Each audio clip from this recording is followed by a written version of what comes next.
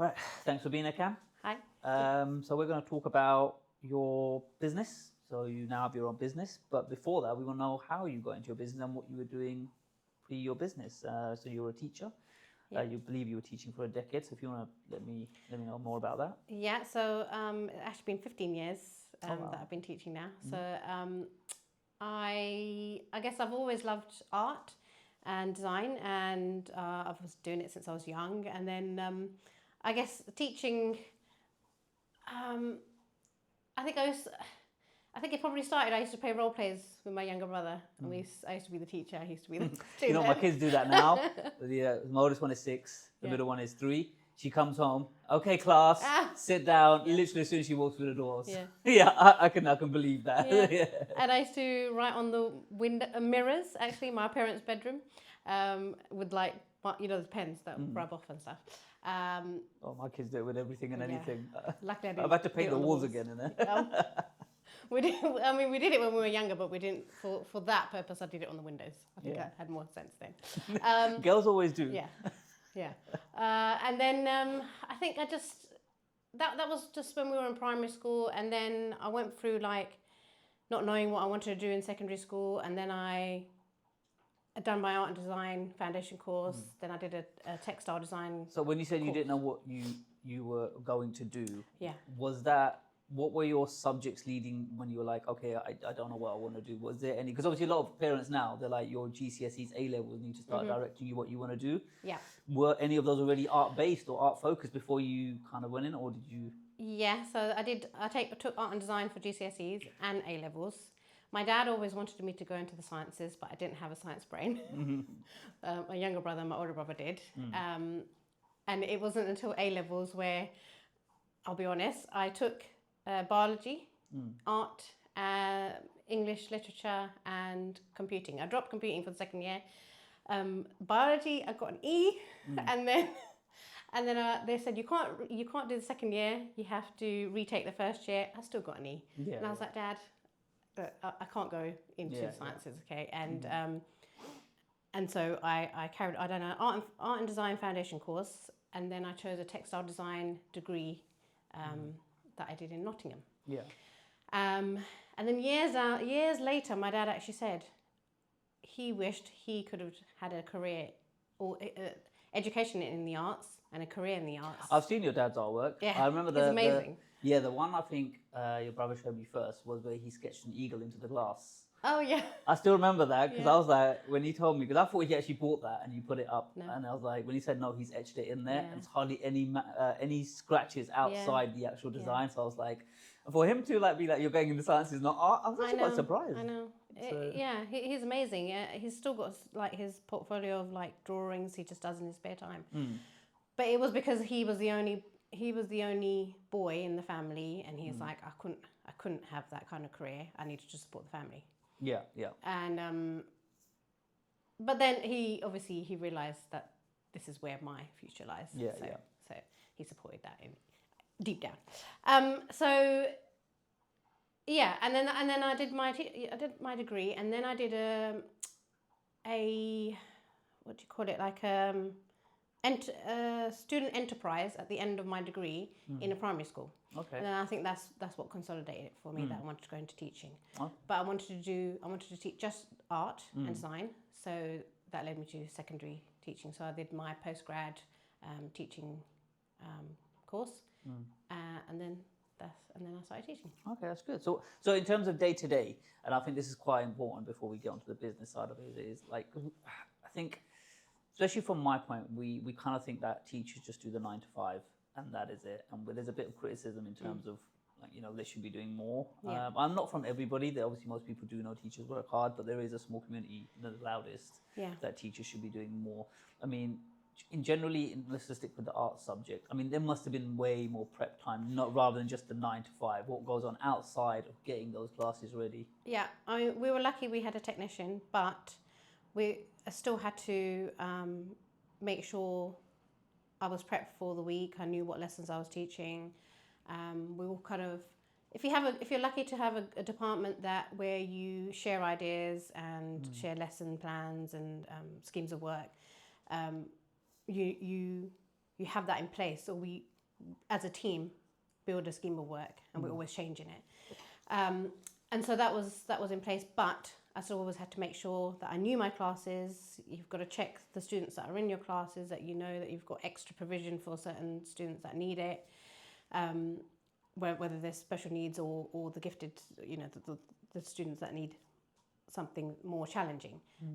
So that was always something you have to always be thinking of that.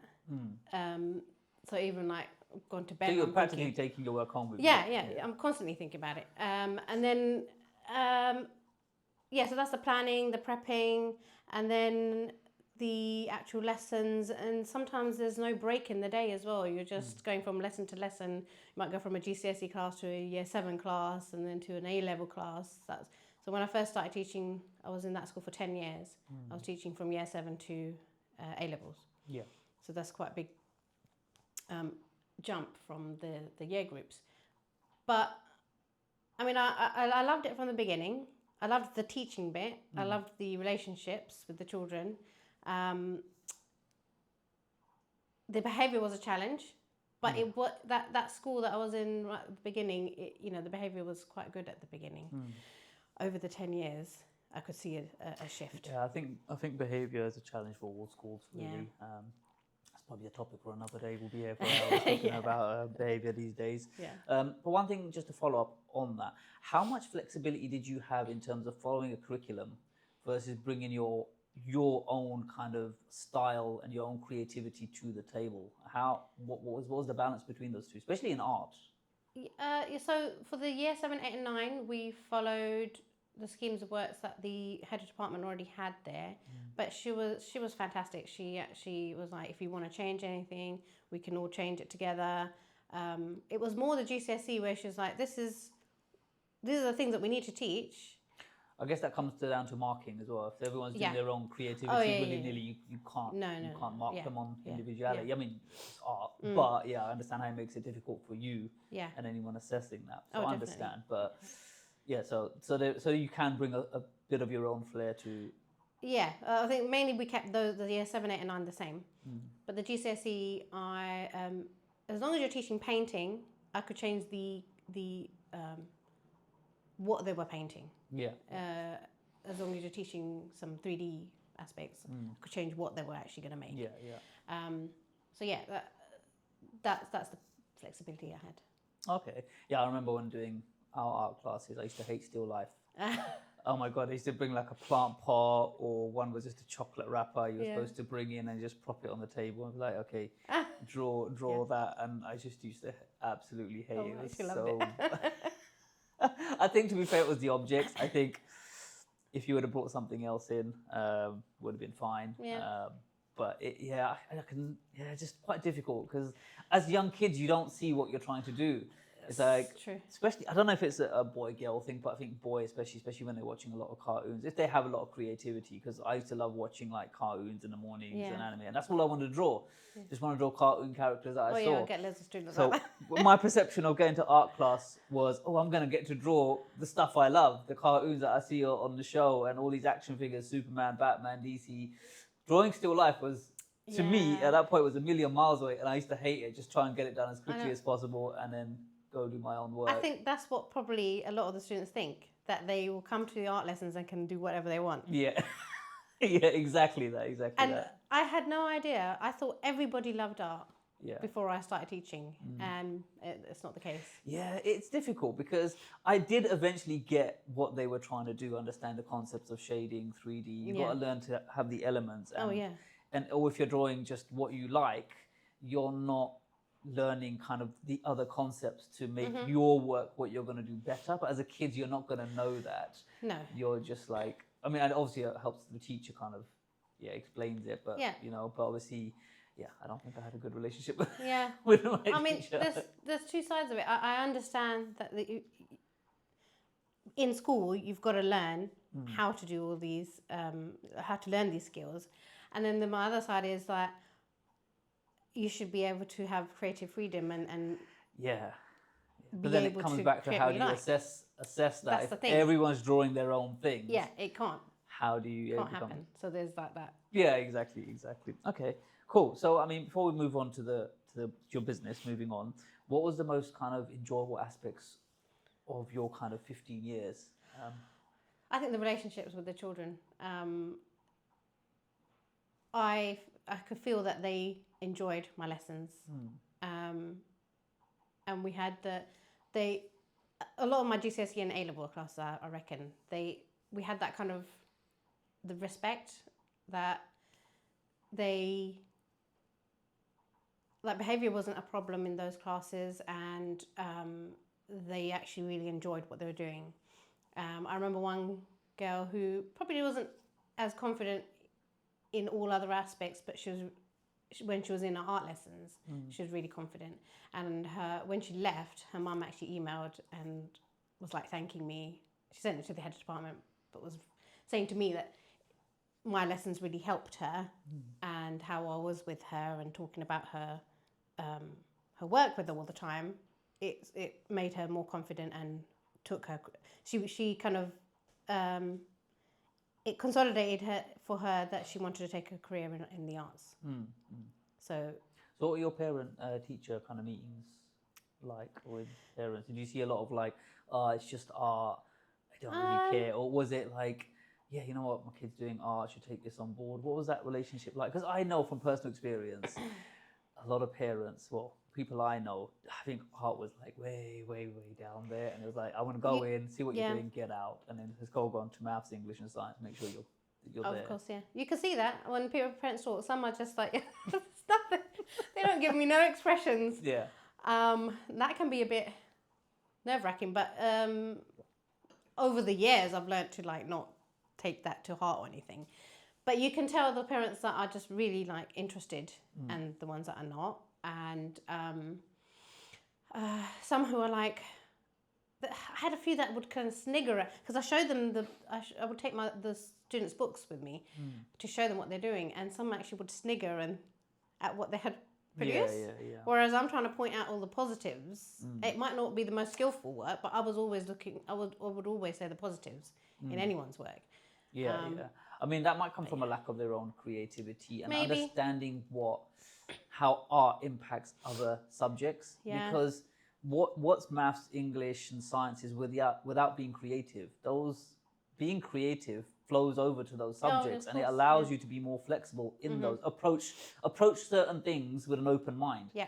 I mean, if anyone can do the times table if you keep repeating it. But then when you get stuck at a problem that you might, or not the times table, but anything else beyond that, if you've got no sense of creativity, which comes from the arts, of course, yeah, you're stuck. Yeah, you're stuck. I mean, look at architecture, for example. Great example of creativity, engineering, maths, and science all go together. I mean, I don't think people appreciate. I don't think they do, but it's more about just English, maths, and science, especially from parents. And I think old school parents as well. Yeah. I mean, I don't know if the landscape now is changing. I don't know if you know from parents being more kind of like, we need to incorporate more arts. But especially me doing art, kind of, I knew that because my goal was to kind of get into some sort of architectural design. I saw my art flowing through into kind of architectural design. Obviously, I didn't do it. I fell far short from doing it. But now my kids are doing it. I kind of understand that don't stop them from being creative, even if it's just childish drawings. Yeah. I know later it's going to flow into certain things that, are beyond just scribbling on a piece of paper. Well, that's the thing. When I was in the school teaching, you have to have constructive criticism. Yeah. Because you have to be seen. You have to show that you're improving their grades. But it's essentially what they're kind of hearing is like, oh, I'm not good enough.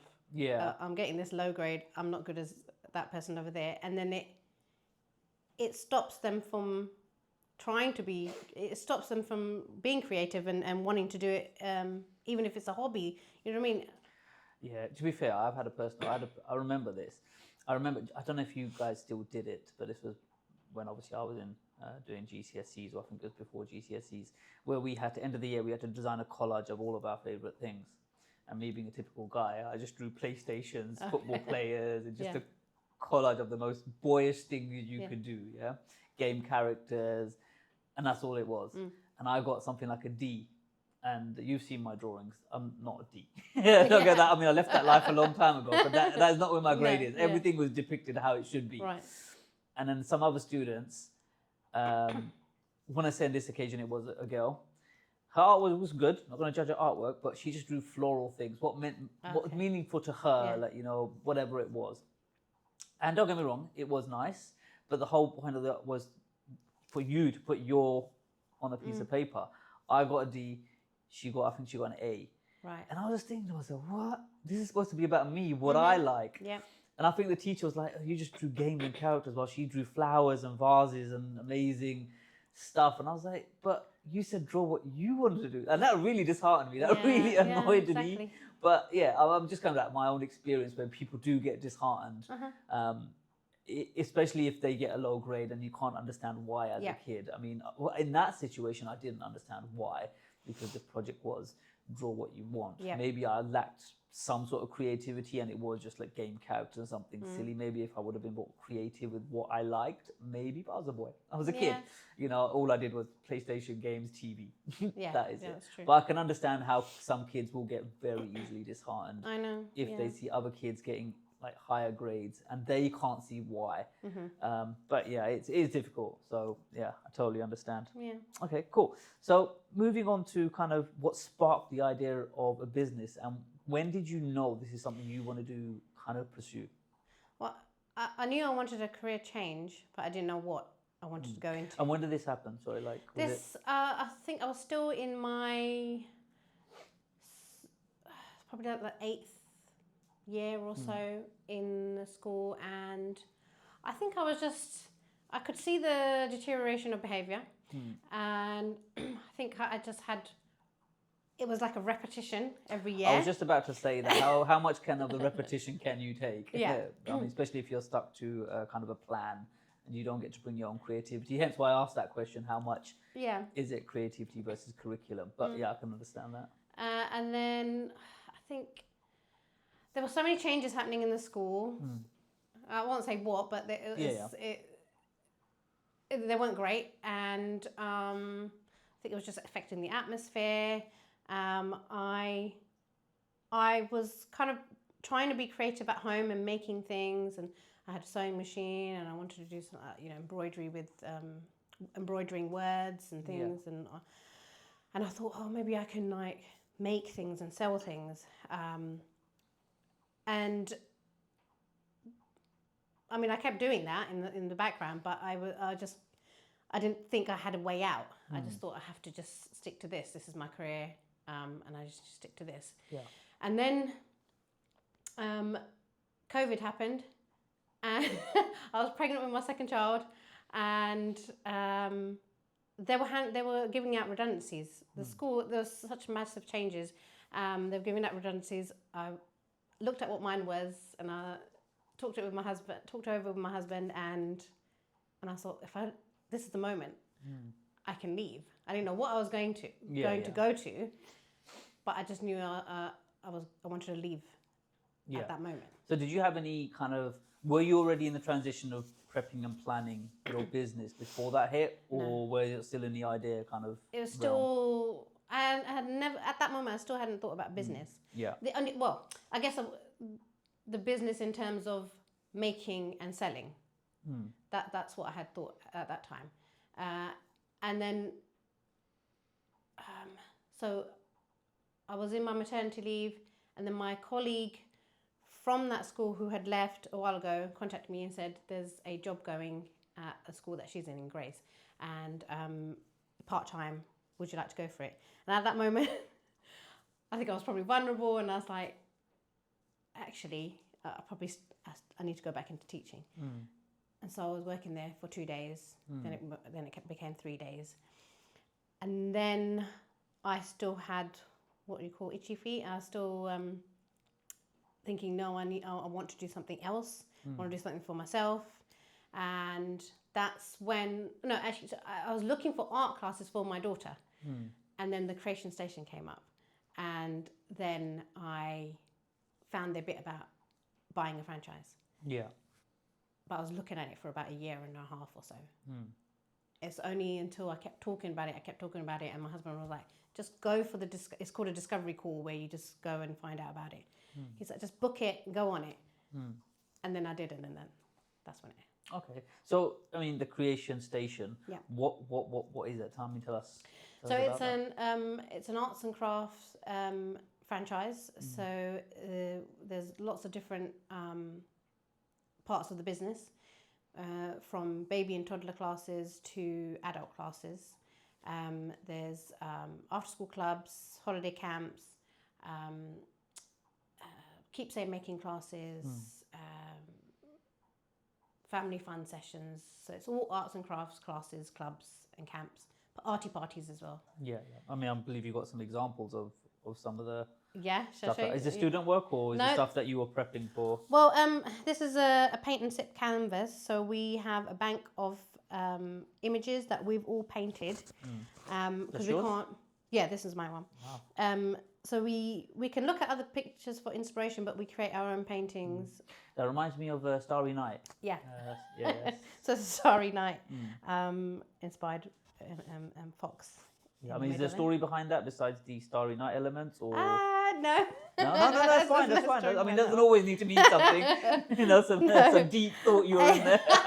No, this is probably what we use for like the winter months. Okay.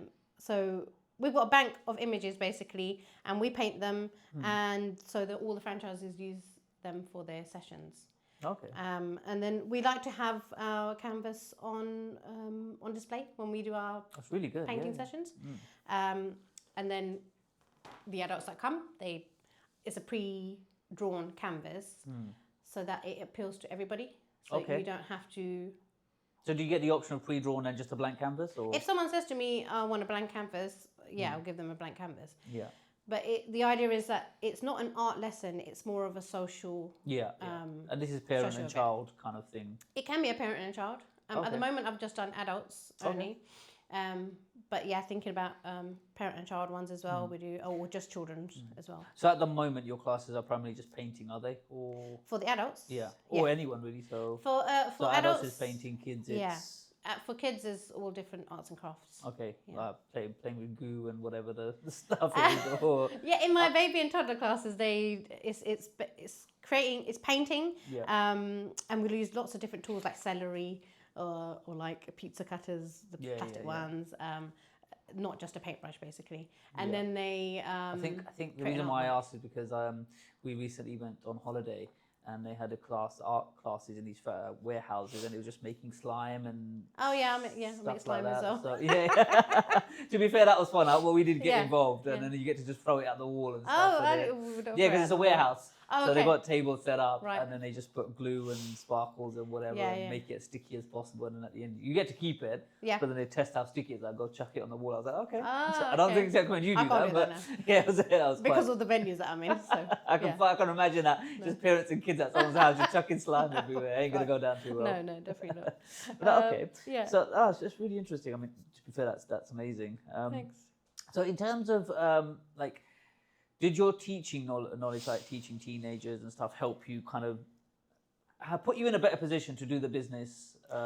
Or was it like, you know what, these guys gave me enough training to kind of, like, for example, someone else wants to do it, they didn't come from the teaching background. Did your teaching help in this situation? Especially to handle obviously the people as well going in? Because if you're not going in from where you talk to audiences and people, that can be quite scary. Yeah. So where if you've had that experience of teaching kids, teenagers, you were like, yes, this fits me.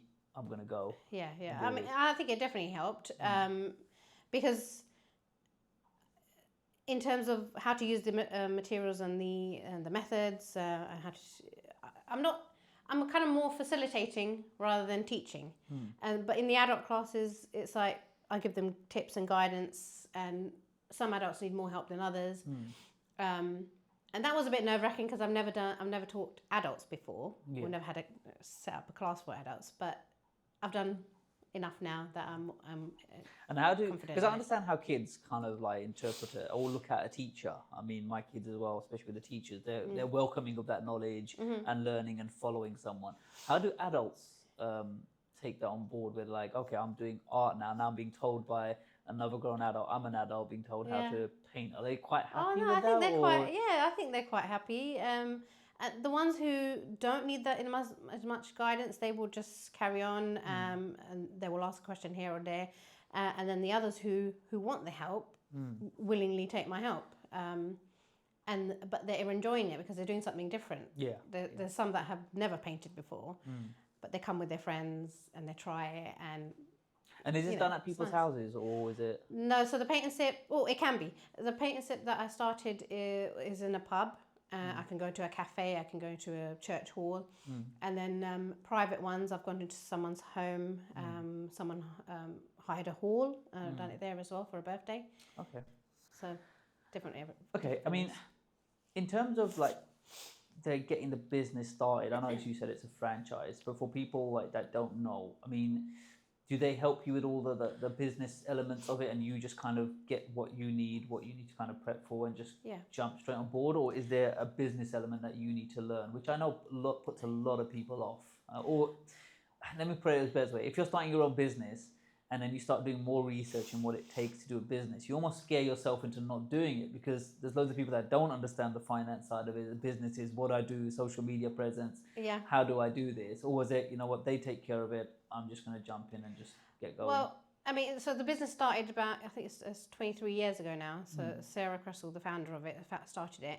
And then obviously she ran for a number of years and then started franchising out. But when I joined, there's help straight away. So you have like a business development manager that's assigned to you. You get like training and you get a bank of everything that you possibly need to run your business. And then as you start running your business, you collect more of a bank of images and marketing and things like that. But everything's there for you to use, and that's what you've paid for, and that's what you're still paying for monthly. There's so much more help as well. Zoom calls, anytime I need to speak to anyone, it's there. WhatsApp chats, there's always help available. So that's the good thing about being in a franchise. I didn't have to spend years and years making up my own lesson plans. Well, they're not lessons, they're session plans. It was all there. For me to start to jump in.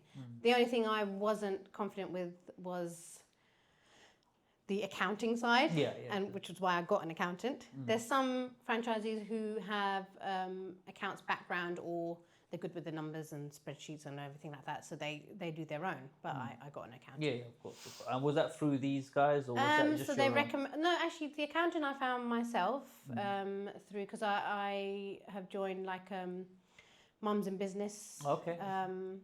And I found her through there, and then there's another accountant that through the franchise, payroll, things like that. Which is all the things that I've learned on the job. So so you don't need to worry too much. I mean, you can just get yourself going. There's so much help. I don't know about other franchises, but of course. For this franchise, there was so much help, so much advice given that. Because I know there's so many people. I mean, arts and crafts kind of thing, there's so many people that just want to do their own thing, but they hold themselves back because of like, where do I start, what do I do, and it's like the fear of making too many mistakes or being judged as well. It's like, so if someone's helping you or there's some guidance, that really does ease the pressure off, that way you can concentrate more on what you want to do, as opposed to scaring yourself almost out of what you wanted to do. So I mean, I know a lot of people, I mean, this very same podcast, putting yourself out there and talking, it's like, do I do this? Do I not do this? And it's like, I don't care. I get to talk now and meet interesting people and learn about certain areas, and I'm sure lots of people will. So, I can totally understand that. In terms of like the question I asked before, in terms of curriculum and your own creativity, now that you have your own business, how does that give you more creativity and more drive for you to do what you want to do? Because you said they still provide the materials and certain things, or I mean, I could get it wrong. So, I mean, did they give you certain things that this is what we're going to do, this is what you should be giving your classes? Or is it like, it's your thing, do what you want?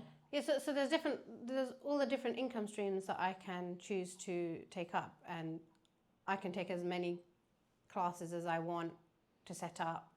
I have like 5 after-school clubs at the moment now. I do holiday camps, the adult classes, the baby and toddler. I can do as many or as less as I want to. And then the session plans that are there, I can follow them as they are, or I can tweak them. I can add some. I just have to check with head office, and the actual materials I buy. So that's another thing that I've got to decide day to day, the stock that I need to buy, the stock that I've already got. So I'm still learning. Yeah. Every day. How long have you been doing this? Just before we... February 2024. Okay, so not too long. Okay, not too long. Because obviously I didn't want to ask follow-up questions, which, if you've only been doing it for a while. Because obviously the side I was trying to tackle is how much creativity do you have to kind of change what they provide you. Right. Yeah. I can change things. I can tweak things. I can choose which ones I want to follow, which ones I want to not. Yeah. And what I believe in is that everybody should have access to the arts. Everyone should have the opportunity to be creative, regardless of skill, and without judgment. Yeah. I mean, that was the follow-up question. Really, was like, how do you address people when you go to these kind of events? Kids don't care; they'll just get straight in, dug in. Most of the kids. I mean, besides being shy and interact, that's different. But when you get adults that are like, I can't paint, I don't want to do this. Is there some like, no, you can do this. Let's just get started and see where it goes. Or do you challenge face those? I haven't had that many of that. You see the adults they just get stuck in straight away, and some of the adults who need the advice, but they're never like, I can't do this. I'm not going to do it. Yeah. Because they've chosen to come. And so that's the first step, that you're going to do it. So I haven't faced that yet. Yeah. But I would bring out the positives and what kind of challenges have you faced, like in terms of now you're doing this? Because obviously you said because it does make sense. Obviously they've paid for a course and they're willing to participate. Yeah. But I'm just trying to think like, obviously going challenge to a school, everyone's know they're there to learn something quickly, and whereas of course you're going out there, putting yourself out there. You don't know if someone's going to participate completely, or I don't know. Is there any difficulties that you face? More with the children. So when I do family fun sessions, the parents bring the children, and the baby and toddler classes, the parents bring them. In the primary schools that are after school clubs, it's the children that come after. It's the children in that school. They come after the school. They come to me. Majority of them are going to come, and then they do what I've provided for them. There'll be a couple that might scribble a little bit and then say, that's it, I'm done, I don't want to do any more. That's probably the challenge that I get, is trying to encourage them to do some more, or do it in this way, or give them something else. So it's a club, it's not a class, so I don't want them to feel like they are restricted. And so I always bring extra spare things, and if they're not feeling what they want, what I've got for them for that session, I give them something else, because it's a themed term and themed sessions every week. So at the moment it's like time travelers. So we look at art in the past and in the future. And so majority is fine. And I've never taught primary school before, so it is quite different to secondary. But still so lovely, because these kids that come to your club, they do want to be there. And they do, on the whole, like I say, they do really enjoy it. And they're like, oh, this is so fun. They're trying things that they haven't tried in school yet as well. Yeah.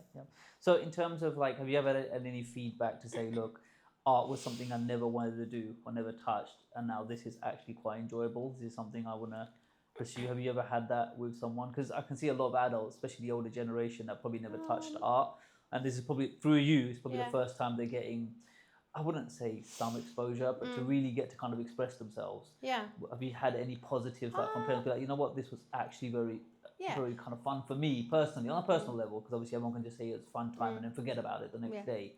Have you had any feedback from parents who are like, you know what, I actually really enjoyed this and I'll continue this? The adults that come to the sessions, when they come back again, they they really enjoyed this. Even the ones, some of them are adults that paint in their spare time, and some of them have never tried it, but they enjoyed the session so much that they come back again. So that's a positive, isn't it? And they actually like having that time out to do something different, to do something creative. and they say it's really therapeutic, that they escape for a couple of hours. And I take that as a positive that I've provided that. Okay, cool. So in terms of like the difference now you've started your own business, what's that like coming from a school environment, rigid kind of 9 to 5 every way, to having your own business? I mean, are you seeing the positives to your own personal life, family life, kids well balancing as well? Yeah, well, when I started the business, I was still teaching 3 days, and then obviously starting up the business, and I was literally working 7 days a week, and that was hard. But I couldn't leave my teaching job just then financially. Yeah. I needed to have more under my belt to actually leave. And my husband is really good at accounting, so he helped me like put all my finances out there and work out how much I need to do in my business to make the same amount of money and hopefully more in the future. And I got to that point this year in July. Okay. Obviously gave my notice in May. And now I have 5 after school clubs, but the daytimes are free except for Monday. I do a baby and toddler class. And I do all my work, do my admin, do my prep, do my packing in the day. And then when my children come home, I get to be with them. Yeah. When I was teaching, I guess I wouldn't come back I would stay until the school kicked me out, basically. Because I couldn't take, sometimes there's too many books. Sketchbooks are like A4, and there's too many if I wanted to mark. I would stay there, mark, then come home. Yeah. Marking was a big workload. and I probably spent 10 years of that writing too much when I'm marking. But I wanted to give them feedback. Yeah. Verbal feedback is as great as the written bit, but I'll spend too long on it. And then obviously as you get older, then you learn how to do that more efficiently. Yeah, condense the comments down, right? Yeah. But I still needed to stay there. I couldn't just leave at 3 o'clock when the kids go. But obviously this job, I do the club, come home. And that time between then and bedtime, I'm with the kids. Yeah. And that's what I needed and they needed. And then the weekends as well. If I need to do some work, I need to go out to the shops to get some material or anything like that, I do that. I do it with the kids. I get them to help me sometimes. And then sometimes during the day, I'm doing things and I'm like, I feel a bit weird having this free time, getting up and having my breakfast so calmly. When I was teaching, I was having my breakfast in the car. Driving to school. So it was a very strange concept going from that to the business. Positive stuff. Positive, very positive, but strange stuff. I think people need to understand that when you start your own business, there's a lot of hard work, like you said, working 7 days a week, and that has to happen. Otherwise, you're not really there's no end goal if you're not working for it. And then you get to where you are now, and now it's like, I've got my life back. That hits a lot harder and the appreciation is bigger. Whereas if you're just willy-nilly kind of going along, always thinking about it, always teasing here or there, you're not going to kind of do it. No. You just either got to be like, I'm going to work hard for a year, sacrifice some time, and then kind of, once it's mine, it's yours. And I think people need to understand, especially when starting a business, especially their own, it will give back to you. It's just when and time. And that's the thing. I mean, did you have any support from, obviously your husband would have given you the support, but what did your dad think about this? Oh, my dad, when I first told mum and dad, my mum's she's just like, to anything really. But I could have got my loan from the bank, but I asked my mum and dad, and they were able to give it to me. And they 100% support it. My dad doesn't say it in words, but I can see it, and I can see how proud he is. I still have lots of people around me tell me how proud they are of me, and I still don't kind of take that, I guess. Yes, I was brave to leave teaching and take on this business, but in my head I don't feel like it is as big as other people think it is. Yeah. I think it's the fear, isn't it? You've been doing something for so long, especially yourself. I mean, 10 to 15 years. Yeah. You get comfortable. And then when you're asked to do something else where there's unknowns, so many unknowns, you're going to be scared. Yeah. But I think COVID did help push that along for a lot of people. I know so many, like my wife's friends and relatives, they started their own cake businesses. You know, I'm sure you came across people trying to. Exactly. I mean, not all of them were successful. Some of them stopped, but the ones that went through it and just stuck with it, they're extremely successful now. They're literally still baking cakes now. We're way past the COVID now. We still get them cakes from them now. So, but yeah, I think the main thing is if you are going to make that decision, there is that decision of just work. Is that going to be a year, wherever it takes? You have to just switch off. And if you've got support, brilliant. If you don't, a little bit harder, understand that, but just keep going. Just don't stop. No. So it is hard work. It's not. I don't know if it's come across, but it's not. I've said there's so much support there, but I have built it up in my area. I'm still building it up. I still haven't reached enough people. I still have to. It's like word of mouth, they say, is the strongest. Social media plays a part in it, but navigating social media is hard. So it is a lot of hard work getting people into. Of course, into my classes. The schools, getting into the schools was hard as well, but I got there. I have a member of staff now as well. She does an after-school club, one after-school club. She's amazing. That was hard as well, to try and find somebody that shares the same beliefs, that would support and represent the brand. I'm a business, but she's amazing, and I couldn't do the holiday camps if I didn't have a member of staff. So legally, you need someone, and for safeguarding purposes. So I'm glad that I found her. Her name's Chloe, and so yeah, it's hard work still every day, and that's good, and that has to carry on. Okay. So in terms of like, do you get family members and your kids involved in anything you do, or do you keep that separate? So you like, because it must be hard where you're like kind of trying to set things out, but then like, do you get your family involved because it's your own business now, or do you still keep them separate and be like, you know, my kids' time is my kids' time. I don't want them kind of doing this, or is it like, you know what, fine, get involved? No, I don't know if it's... if I can get them involved, they definitely come to my sessions. So that's what I meant by like bringing them along with you, getting them involved. They come to my weekend sessions. My daughter comes to my holiday camps. My son will, but he's 5, and I think he just needs another year or so. My husband, in the beginning, when I didn't have a member of staff, he would come to parties with me. If it was a big party, like 20 or over kids, he would come to the parties with me, puts on the t-shirt, and he helps me. Even like helping me with equipment and things like that. I'm more used to it now. I will do all that myself, but in the beginning, he definitely came and helped me. Cool. All right, cool. I mean, so like you mentioned on it already, it's quite hard to get out there in terms of social media, grow your business. How are you tackling that now? Like, I mean, obviously, did you get any help from the company or the franchise that you work for? Or... Yeah, they've got like a bank, and they're always adding more. So there's like Canva images, videos that I can use, advice on how to do marketing.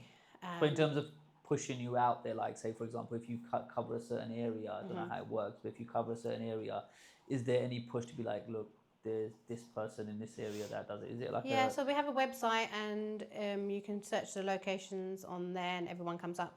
My photos on there, everything about me is on there, and then on their main websites they do things like they do lots of look at this post by Christian Session Romford or Christian Session wherever, Oxfordshire.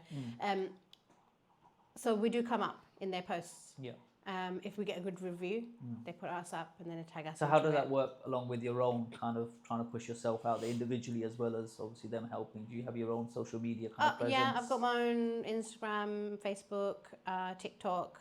TikTok is new. I'm still getting my head around. I'm still getting my head around all of them, but I'm trying. So I just have to keep trying. Yeah, I mean, is there the social media space, have you found any difficulty besides kind of trying to tackle like kind of obviously the kind of content you put up there? Like you got Snapchat, you got Instagram. I don't know if you were still use Facebook or anything like that. I mean, YouTube. Is it quite? Do you find it quite difficult trying to get yourself? Are you spending a lot of time on that area of it or not? Yeah, I think I probably was spending a bit too much time on it. Maybe beginning of the year or so. And now I'm not trying to put too much stress on myself on doing it. And I think I've built up a following organically. Yeah. It's not like something's gone viral overnight. And I keep hearing that the people will keep looking. I don't have to have like thousands of followers. People will keep dipping in and looking, and the people are following me for a reason. So be grateful for those followers. But I don't know if, because I'm based in Romford, I don't know if I would appeal to out of Romford, if you know what I mean. So it's just finding that balance of finding followers that will come to my classes. Do you ever find it like a hindrance trying to like kind of juggle like trying to get yourself out on social media? Because obviously you need to promote yourself somehow. And obviously most of that happens during the class lessons, right? I'm assuming taking pictures, taking videos.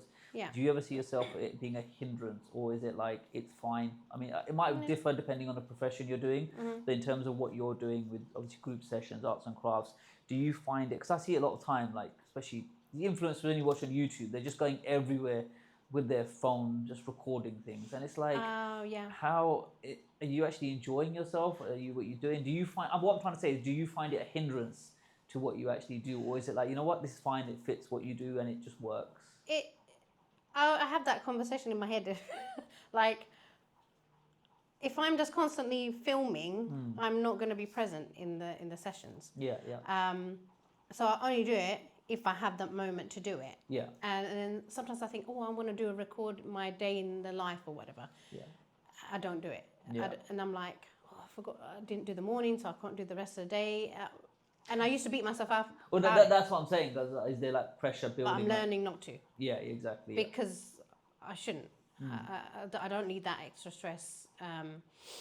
And I want it to be authentic.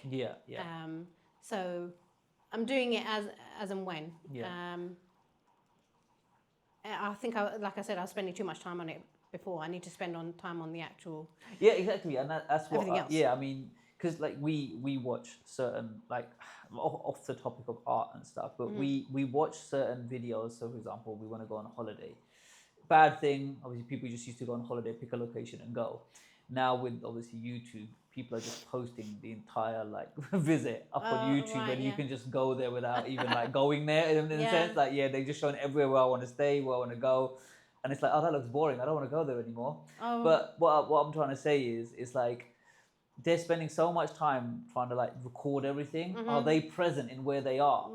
And it's like, they don't seem like they are. It's just like, I'm gonna go to this cave, quickly record here, then I gotta get to the nose. It's like they're almost hitting the most popular destinations. I know it doesn't reflect art, but they're almost trying to go to the most popular destination that's gonna get them the likes and stuff. That they're forgetting where they are and what they're doing, and that's what it almost looks like. That whether they are or not. But it's like, every video I watch now, every Instagram or every like video I watch about the locations, they're all hitting the same locations because that's what also the ones most liked. Like the algorithm almost hits. Like this rooftop garden is popular right now, so the next 10 videos are going to be all about the same person going to that. It's like, well, what about the rest of the place you're at? Why aren't you just naturally exploring it, like you said? And we've come across a few where people are just naturally going place and, oh, look what I found, and then that is it. But then obviously no one else does it. But that's what you appreciate, that this individual found it. So I know that doesn't apply to you. But what I'm saying is, like, you're not too stressed, or it doesn't become stressful. Like, I've got to capture these people doing amazing things to promote my own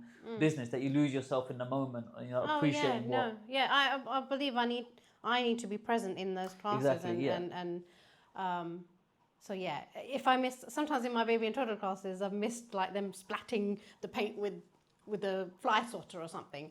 And I thought, I didn't catch that, but it doesn't matter. Yeah, you're almost beating yourself up for that, but that wasn't the point. It was the point. It's more like they just did that, enjoy that, rather than, I have to record it. And it's like, My time is with the babies that have come to the class, babies and toddlers Yeah, that have come exactly. there. So I'm focusing on that. Yeah, so yeah, I mean, I think it's just summing it up really, how kind of social media make it like not the primary thing of what you're trying to do. I think tackle it that way, especially for people that are going to start their own business or want to do this or trying to get themselves out there. Make what you're doing good and more interactive, as opposed to like, oh look, this was amazing, look where I am or what I did or what these people are doing, as opposed to, you know, just be there and appreciate their moment, because that's where the work's going to come from, is them spreading the word, appreciating them, you being there. But no, that's good. So you don't care. Well, the thing is, you cared about social media, now you don't. Basically. I'm trying less. Trying to not care as much. Yeah, exactly. Okay, cool. So in terms of looking forward, what does the next few years, or do you have a roadmap for the next few years of what it will look like? So by the end of this year, I wanted to have my 5 after-school clubs, which I done. So that was amazing. It's just getting some more after-school clubs for my staff member, building up numbers in holiday camps. Also for the adults, I've just done the painting sessions only, but there's so many more sessions that I can do in crafting as well, and sketchbooking as well. We've got new. And is that part of what they offer, or is that something just you want to? No, so our whole franchise offers all of these. It's just that I just haven't brought it out. Okay. So I've just started with the painting, but I could do sketchbooking as well, and I mean, I've always loved sketchbooking. I try and do it as much as I can myself, and so that would be amazing to start as well with some adults, and then just exploring other income streams in the business. So there's like, I want to kind of find out if there's a market for home educated children, because there are a lot now, but I don't know how many in Romford and how many would want to come to an art class. I used to have one that came to my family fun sessions. So that's just exploring other avenues of the business that I can. So there's a lot of development and kind of growth that you could just keep going with the business. Because I could even go into another avenue, is going into care homes and doing it's called Care and Creativity with the vulnerable adults. That's another area that I could tackle. But I'm assuming that grows, obviously, staff members, and it's not something you can tackle on so yourself. Just one step at a time. So how does that grow? Because at the moment you're going to certain venues that you book, right? Has anyone actually from the franchise, or I mean, I'm sure you have meet and greets to see how it's all progressing. Has anyone actually opened up a physical location where people just go to, and then rather than you going to them and booking out, like you said, pubs and certain venues or houses? I don't think anyone has.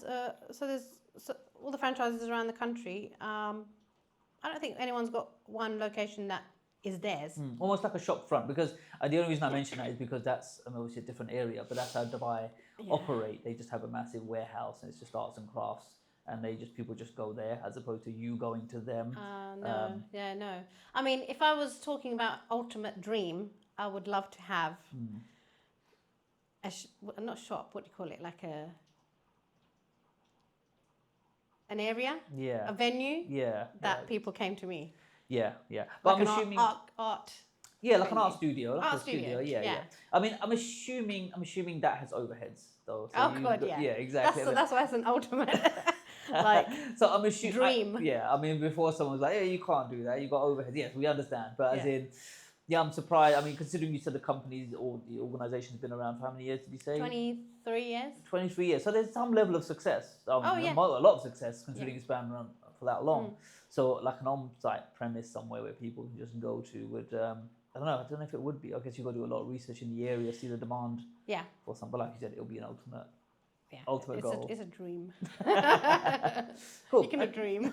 Right. Cool. Yeah, of course. That's the whole point of arts and crafts and creativity. It's about dreaming.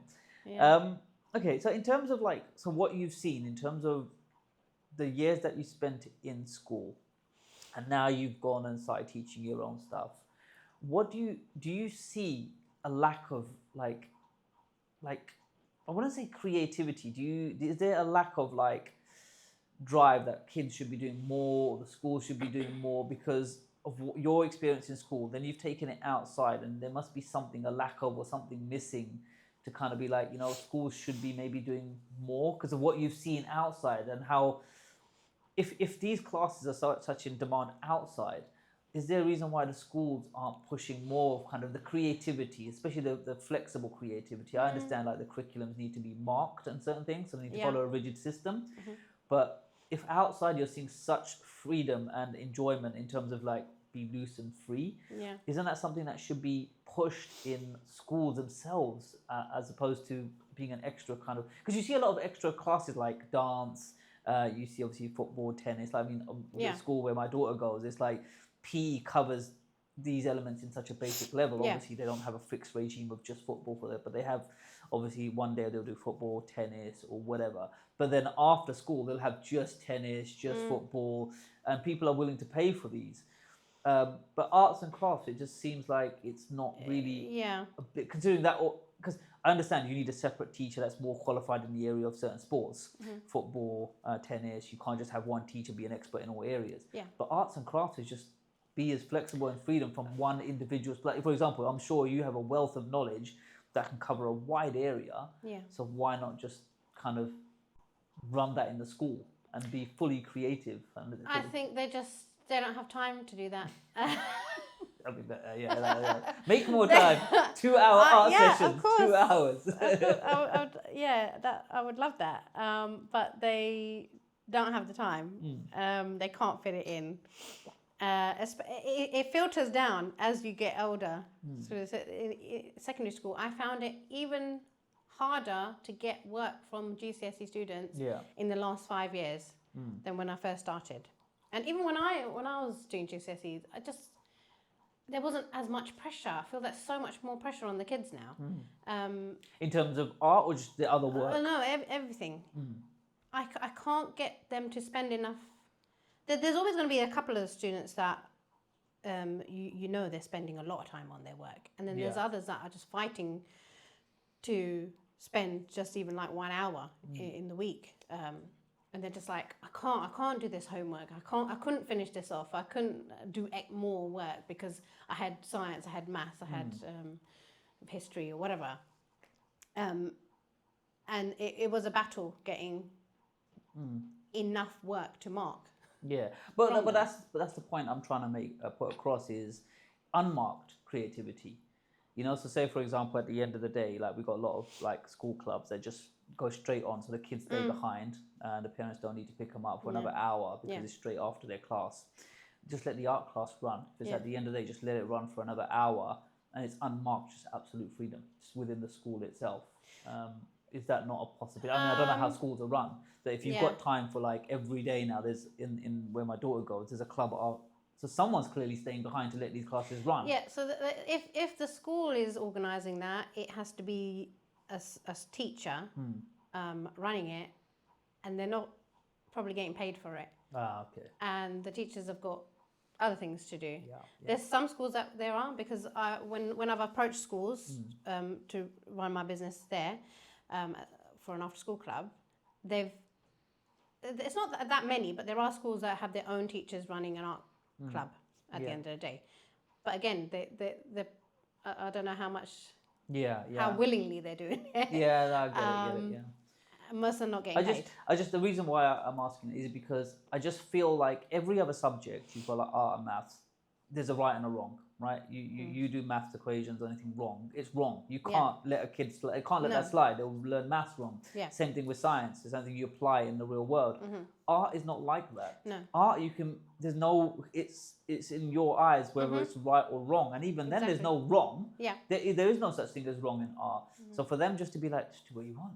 And the kid will be absolutely creative and do what they want because there's no boundaries there. I'm just surprised that there's not more of it within the schools itself to let them just unwind, because you have such a rigid system of, like, for example, now my daughter's got to do spellings after school. That's her homework.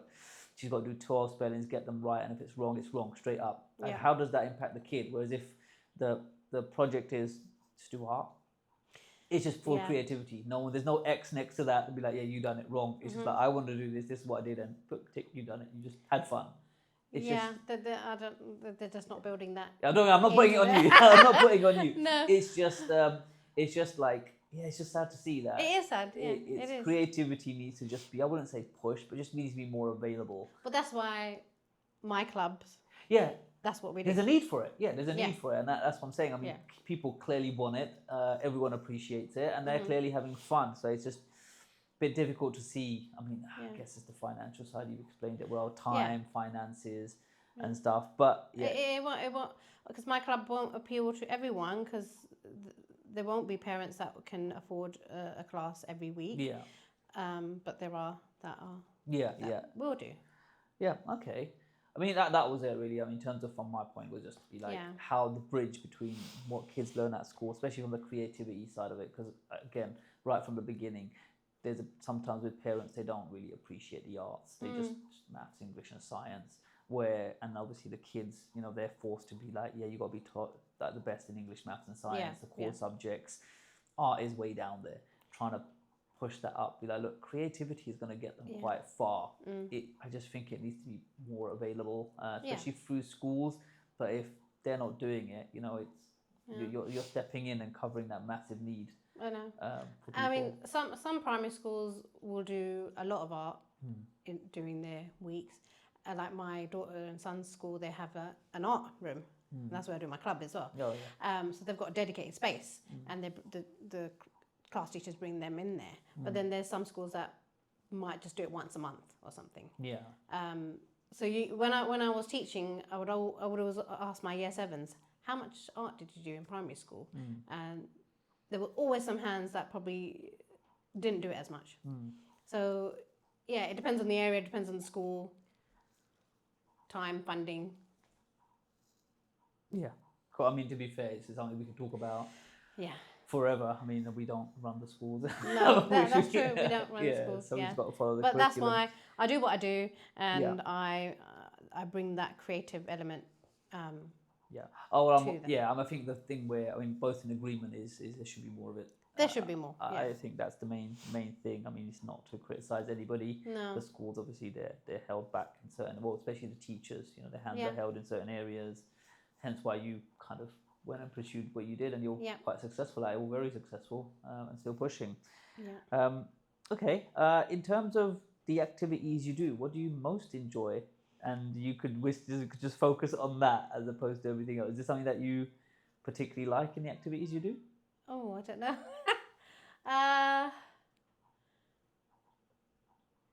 What, like a specific so you're doing method obviously or something? No, so you're doing like obviously you're painting, you're messing about with kids, just creating like splash art or whatever it is. Is there something that you particularly enjoy? There's not one aspect? there's not like a specific. I don't know.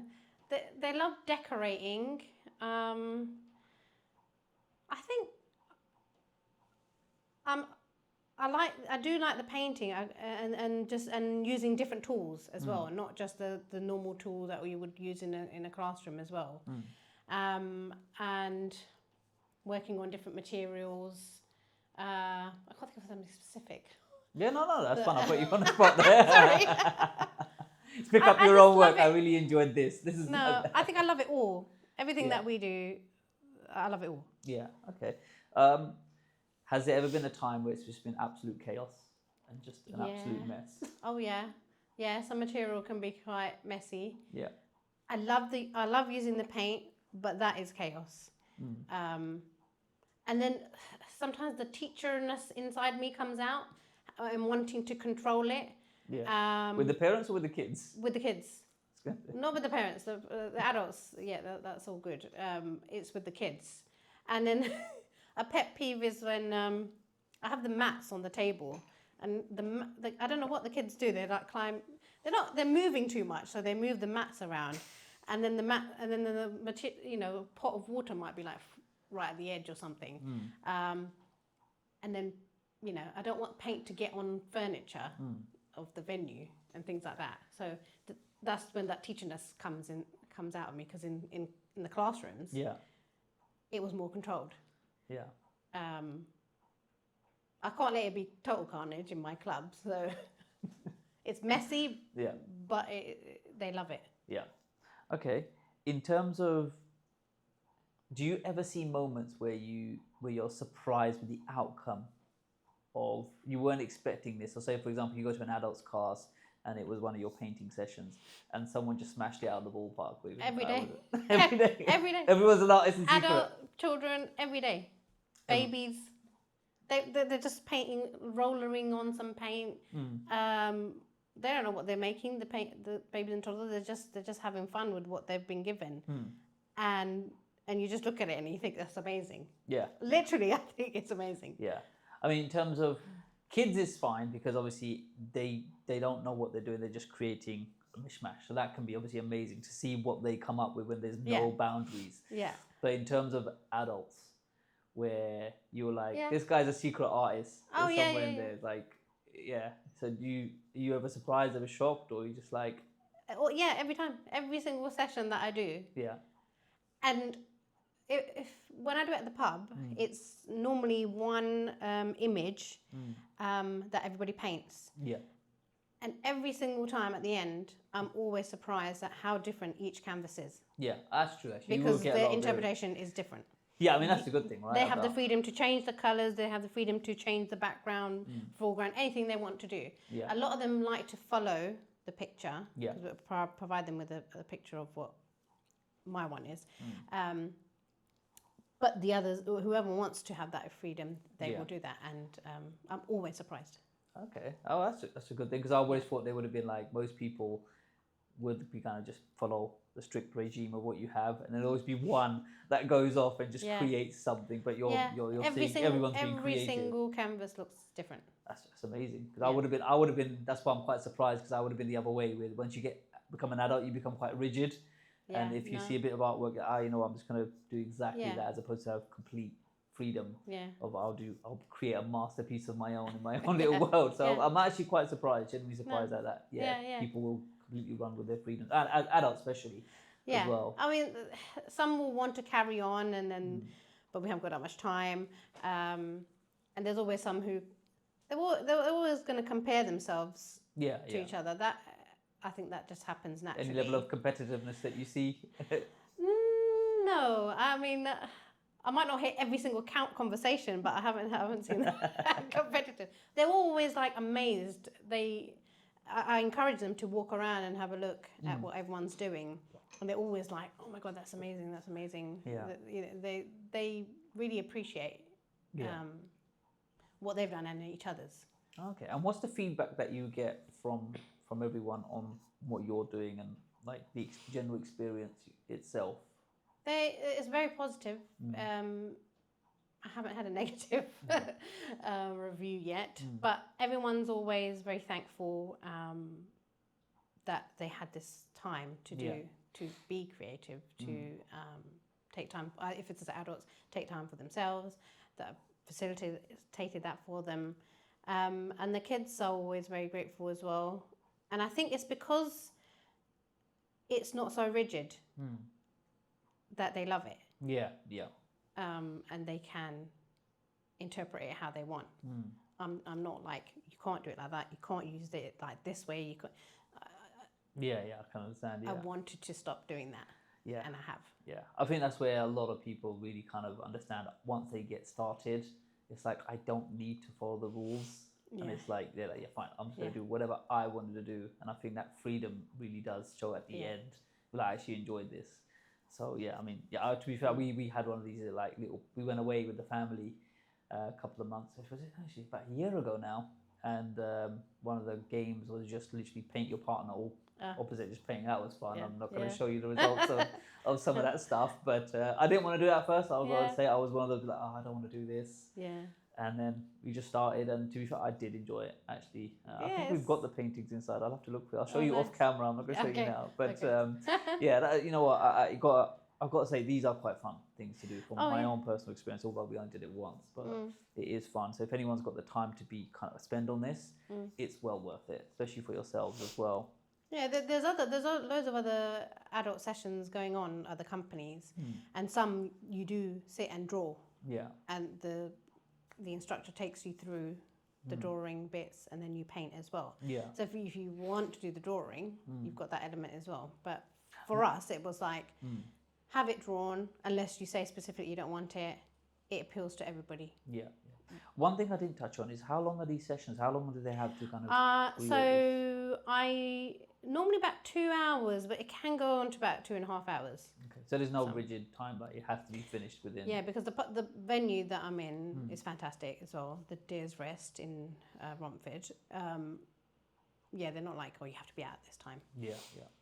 But the ticket, when I'm advertising it, it's about 2 hours. Okay, that's a reasonable amount of time to actually finish something, really. And I'm assuming they get to take it home and they take it home, finish their work if they want to. So I mean, I guess there's never really a true end. I'm assuming some people are still working on the artworks now. Yeah, the sketchbooking ones that I want to do is you come and you learn like once a month. We might do collaging 1 month. We might do lino printing another month. Might do like drawing another month. And then the idea is that you take it home and you carry on in your spare time as well. Yeah. Okay.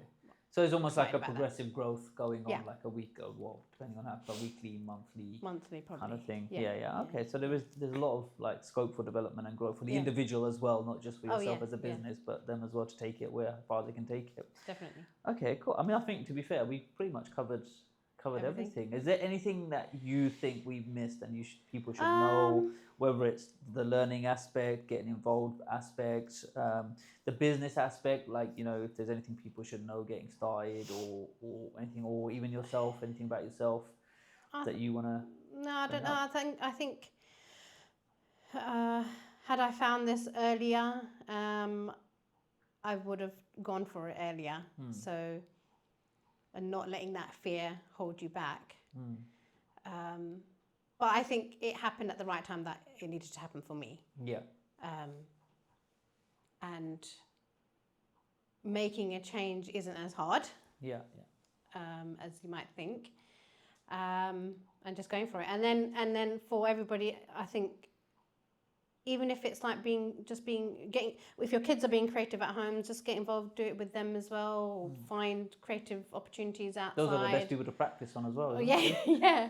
I don't know. Yeah, I think it should just be available for everybody. Everyone should be able to create, like I said, without judgment, without grading.